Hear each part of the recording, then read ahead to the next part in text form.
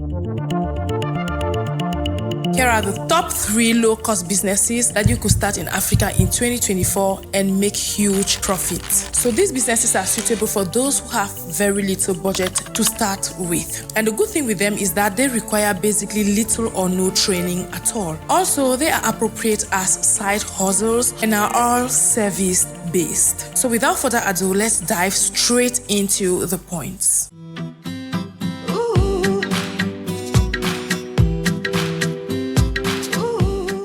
So the first of all is a mini daycare service business. This is a business structure wherein you're going to be catering for kids of a certain age. You could choose to go for babies, infants, toddlers, or all of them. So to start this business, like any other business, you're going to be needing a business plan. And this business is appropriate for you if you are a former teacher or an experienced nanny. And in order to be eligible for this business, you would need a first aid and CPR training. This is simply because you are dealing with lives and more delicately with kids' lives. So you need to be capable of intervening in emergencies. And also with this business, you will need to absolutely get insured. This is to ensure your own safety and the kids' safety. The reason why it's very important for you to get insured is the fact that you are going to be dealing with kids, with people's children, people's pearls, their jewelries, their heartbeats, and you name it. We don't wish for any bad thing to happen, but let's be realistic here. There are going to be accidents, obviously. And these are things that would be beyond your control. So you need some sort of insurance to cover certain damages and also avoid you getting into trouble. Once you're done with insuring your business, you don't end there. Please make sure to draft a contract and a policy document for the parents or guardians to sign. Clearly state what the contract is all about, that you are maybe getting their kids into your institute to take care of them from this time to this time and so on and so forth. And also make sure that you outline your policies clearly in another document for them to sign. In your policies, you're going to basically be stating how you are going to be running the business. What are the modalities, all right? Be clear on the days of work, the hours of work, and especially the pickup times, because most parents and daycare personnel always clash on pickup times. I experienced it, all right? In the daycare where I kept my daughter, they charged $4 a day, and a day to them was basically from 7 a.m. to 4 p.m. So whichever 30 minutes you delayed after the 4 p.m., you had to add another $1, all right? So if you delayed for an hour, you were going to be adding $2. So basically that's how they functioned. And when you are not clear with parents or guardians on such policies, there are going to be conflicts thereafter. And some parents don't really know that you don't work on a Sunday, and it could happen that they have something to do on a Sunday and they are coming to keep their kids, and you are trying to explain that you don't work on Sunday, and it becomes a problem or a point of disagreement. So those are some of the reasons why I am telling you to make sure that you sign a contract with the parents and also have them sign a policy document. And I repeat, state clearly everything. And another thing which is very vital to the creation of such a business is the sanitary aspect of your home. You would actually need to have your home inspected before approval.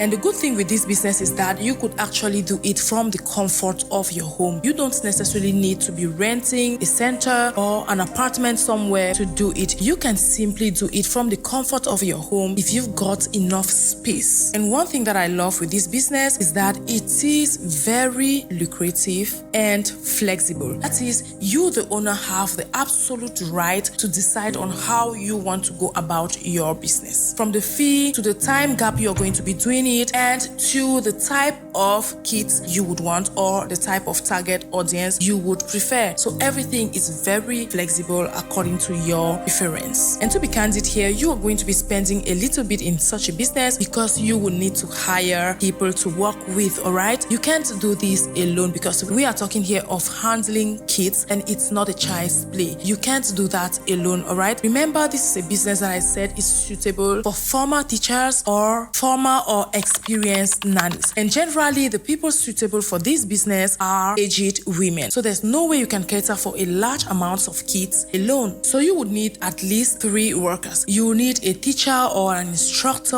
a nanny, and also a cook. And once you start having much money, it would be preferable for you to also have a nurse around. So basically, you could keep increasing your staff as much as the business will be growing. And I would advise you go for elderly women. Yes, in such businesses, I would recommend you go for elderly women because I had a very bad experience at a daycare with my first baby. You know, now in Africa, most parents are workers and women are equally workers. Having a 9-to-5 job, I had no choice than to keep my baby in a daycare, and she was basically 4 months old. So imagine having to entrust your baby in someone's care, and when you come to leave your baby, you find someone frowning and you've got no choice because you need to rush to work. I never understood why that girl was always frowning, but with time I came to understand that she is young and she has no kids. Therefore, there's no motherly instinct in her. There's no motivation to why she would be so jovial with kids or enjoying the presence of kids. I later on noticed that the owner of the daycare in question was literally forcing that girl to do that job. That was just a girl living with her that she chose to partake in the daycare service, which was a very terrible decision. And over the time, I had to unsubscribe from that daycare, and I also noticed that so many parents did same because no parent would love their child to be in an environment that they find uncomfortable. You can't be dealing with kids and wearing a heavy face. So for me, such businesses are not suitable for young girls. I am not saying that you can't find a young girl who's good at handling kids. I am just saying that with young girls, it is much more complicated because they don't really understand what it takes to have a kid or to cater for a kid. And also, they seldomly have patience. And you know, the young girls nowadays are so distracted that for them to sit in one place and do such a job is very boring. So those are just some of the reasons why I would encourage you to hire elderly women in order to make your daycare a success. And you know, dealing with kids, you need to be keen on their feeding time and their diaper change time. And for a young girl who hasn't got a baby, it's easy for her to frown at a child who's got poop on and many more issues. And I've noticed that most often women who've got kids already are much more tolerant to kids or babies than women who haven't got kids. So this is basically some sort of common sense advice, alright? So to me, this is one of the best businesses for retired moms, honestly. If you are a mom out there, you are retired and you want something to occupy yourself with, because I believe that elderly women or retired women most often work just to keep busy or occupied. So if you've got your mom or your aunt or mom-in-law who is looking for what to do in order to occupy herself, this is a great business idea you could suggest to her. So this business is very easy to start but very profitable. Imagine in your daycare, you've got monthly subscriptions and yearly subscriptions. And in most daycares in Africa, annual subscriptions are about $600 to $700. And we've gotten monthly subscriptions of $30 to $50 and daily subscriptions of $4 to $6. So imagine having, in addition to monthly or yearly subscriptions, you've got some people who come to keep their kids on daily basis, and you've got maybe, let's say, 5, 10, 15 kids who come on daily basis, and some parents are obviously going to be coming in late to pick up their kids, and you are charging extra $1 or $2 for their late coming every day. So imagine how much you're going to be making per month. And the good thing with this business is that you don't necessarily need to be renting a dedicated center for it. You could do it from the comfort of your home. Now, let's assume you've done all those things. You are ready to embark on your business. Please make sure to carry a feasibility study or a market research before launching your business. This is because your target audience or your target age group couldn't be maybe numerous around you or in your vicinity. So this is a business that would be easy if your target clients are around you. But if they aren't, you are going to be needing other measures in order to attract them to your vicinity or your home. So if you don't really have enough kids around, you will need to go an extra mile in order to get your clients or your kids. So you could go to places like supermarkets, schools, malls, hospitals, and you name it. Basically places where you know you could easily meet parents, especially moms, and you get your flyers ready for sharing. All right, share your flyers as much as possible, sell your market as much as possible, go to social media and make good use of it. Leverage every social media you could access. Get some beautiful pics, beautiful videos of your place. You know you are going to be equipping it right with all the toys to attract the kids' attention, clean, beautiful environment, neatly well laid beds and everything. You know what I'm talking about. Make everything as aesthetically pleasing as possible and as colorful as possible. You know, with kids, you need to have a good sense of color blocking or color pairing. So make sure your home is very attractive and also make sure it is very spacious and clean. So you take good pictures, videos, and put them on your social media. All right, obviously you are going to be getting permission from the parents in order to film their kids, because not everyone would love to have their kids on social media. And also try to get some parents to actually testify to others. Let them make others know that they are satisfied with the services you offer. So basically sell your market, as I always say. Do your utmost best to convince people that your home or daycare center is the best or most appropriate environment for their kids. Next on our list is the cleaning service business. This is basically that business where you are going to be cleaning people's infrastructure,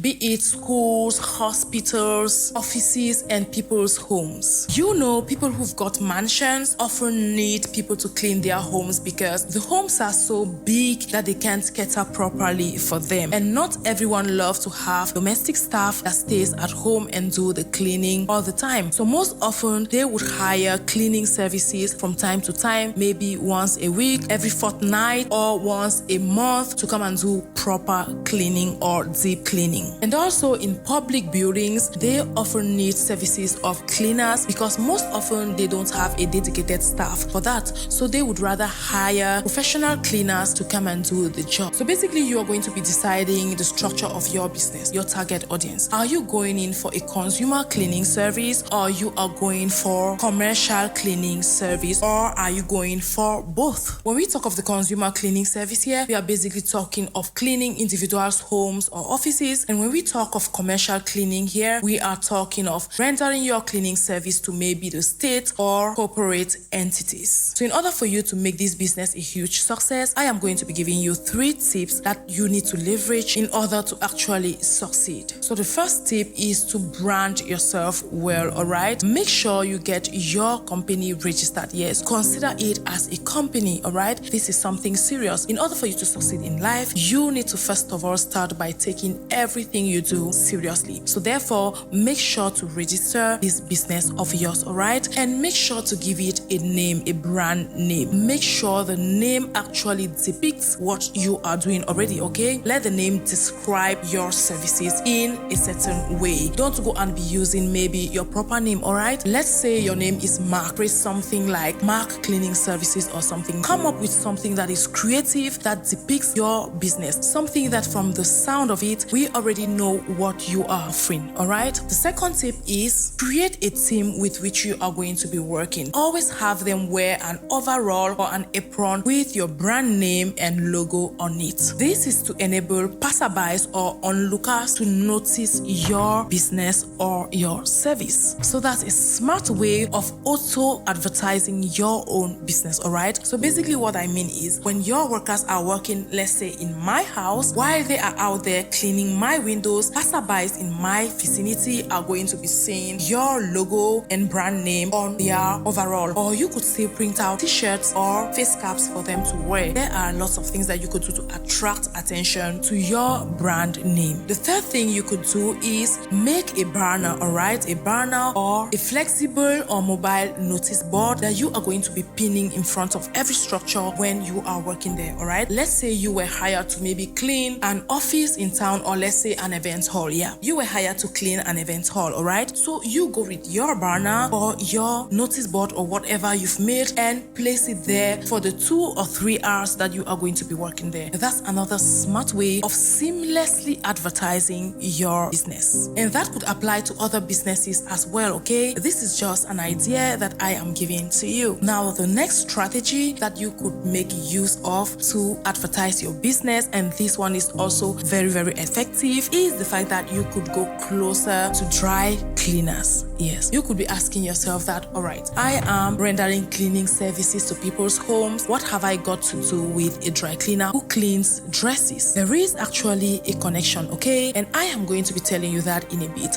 But before that, please do well to like this video already and subscribe to the channel if you haven't. And also, please do well to leave a sweet comment down below if you are enjoying this video so far. So once you go and meet a dry cleaner, this is what you're going to be doing. You know, as a smart entrepreneur, you should be good at networking, okay? You should be good at making friends or acquaintances. Create yourself good relations around you. So if you are embarking on such a business, you should make dry cleaners your friends or personnel in dry cleaning structures your friends. So go close to them with your flyers, all right? You've got ready-made flyers with your services clearly stated on them and your contact number. So you are going to be meeting these dry cleaners and you are going to have a deal with them. When I talk of having a deal, you are mature enough to know how to go about it, all right? It will depend on you. Offer what you think you would offer them or what they might ask you in exchange. Do it and get them accept a bulk of your flyers or business cards. So this is what they are going to be doing with them. Tell them to please insert one card in each client's package. So when a client comes to pick up their dresses and go to their homes, once they are about to take their dresses and wear, they are going to notice that flyer of yours beside or on their dresses. You could as well ask him to actually clip it on their dresses. So they are going to be noticing your services by fire, by force, as we say in Africa. So this tip could as well go with any business you are embarking on, all right? This is a great tip I am sharing with you today that I would love you to give me a big thumbs up because I know how effective this works. In most buildings, or what we call in French mini-cities, most tenants tend to clean only their own apartments, thereby neglecting the common stairs they share with their neighbors. And smart landlords who know that that is their building and their investment, they wouldn't joke with the sanitary of their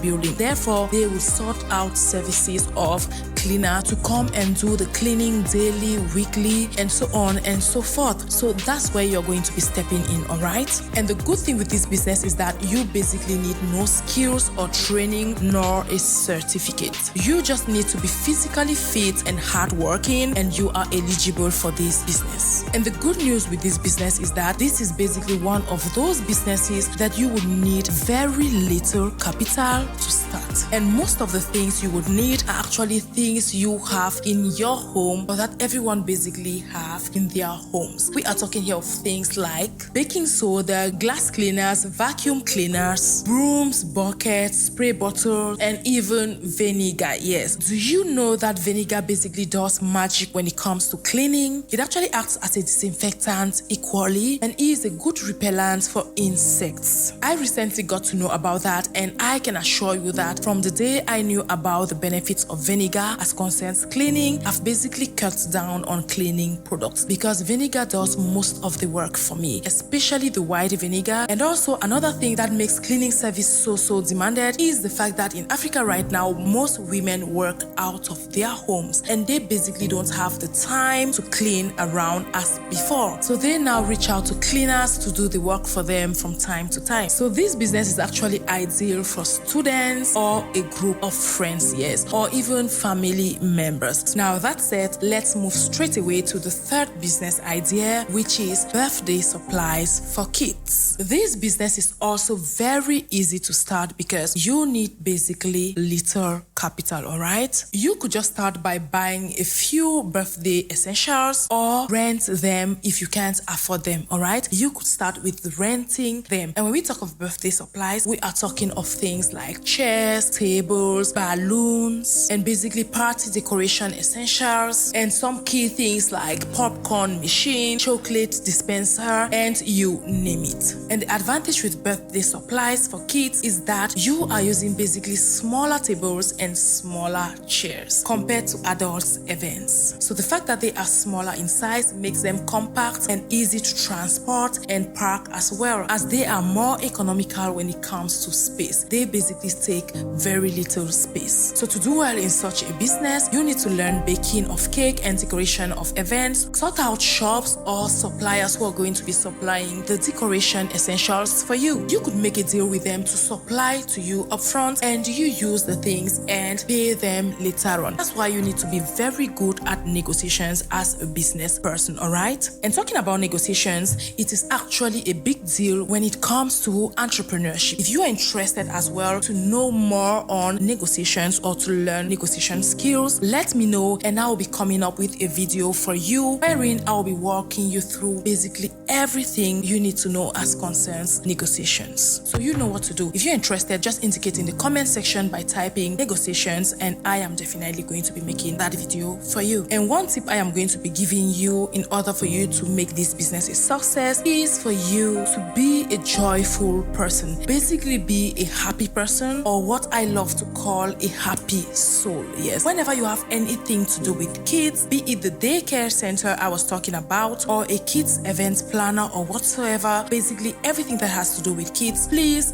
be a happy soul, because parents love to have around their kids people who are happy and who could basically transmit the happiness to their kids. There's nothing I hate like people who frown. Once you are happy and I notice positive energy around you, there's no way I'm not going to be hiring you for my kids events. And I believe most parents do same. So that's just a piece of advice from me to you. Now, I believe you've learned one or two things that you could actually embark on with very little capital. That said, thanks for watching this video and I will see you on my next one.